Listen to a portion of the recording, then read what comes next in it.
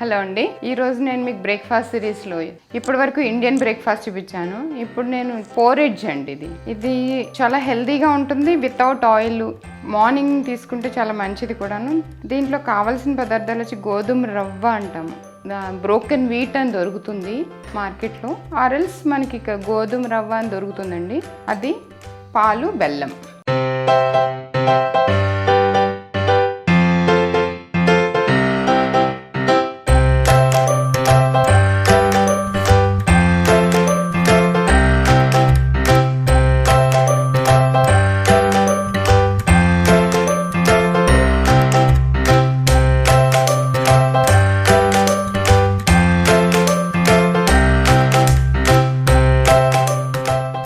చేయటం కూడా చాలా ఈజీ. ఇది ఒక హాఫ్ కప్పు రవ్వ తీసుకున్నాం అనుకోండి. యాక్చువల్గా ఒకళ్ళకి కావాలంటే ఒక హాఫ్ కప్పు రవ్వ సరిపోతుందండి. నేను 1 ఫుల్ కప్ చేస్తున్నాను.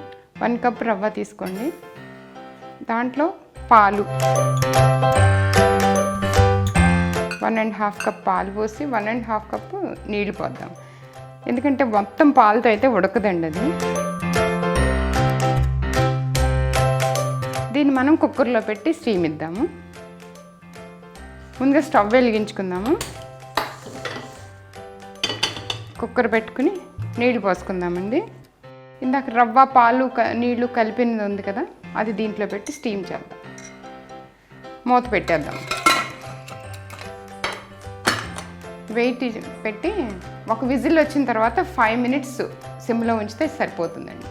చాలా తొందరగా కుక్ అవుతుంది, రవ్వే కదా. సిమ్లో పెట్టి 5 మినిట్స్ ఉడికించాలంటే.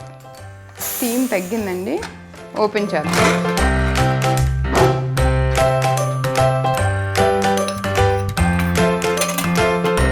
ఇప్పుడు దీంట్లో మనం బెల్లం కలుపుకోవాలి.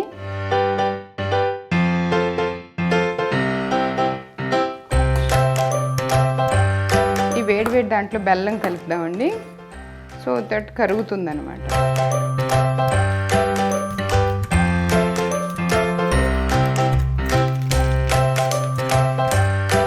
బెల్లం బాగా కరిగిన తర్వాత సర్వింగ్ బౌల్లోకి తీసుకోండి.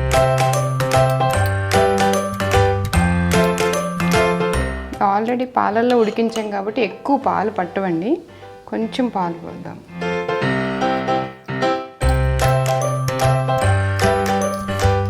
దీంట్లో మనకు కావాల్సిన నట్స్ అన్నీ వేసుకోవచ్చు. కట్ చేసిన బాదాము, ఫ్రెష్ ఫ్రూట్ కూడా వేసుకోవచ్చు. అంజీరు, cashew. Morning breakfast porridge ready అయిందండి. దీన్ని ఫ్రెష్ ఫ్రూట్స్తో కూడా తీసుకోవచ్చు. నేను డ్రై ఫ్రూట్స్ వేసాను. సీజనల్ ఫ్రూట్ ఏది వేసుకున్నా బాగుంటుంది దీంట్లోకి.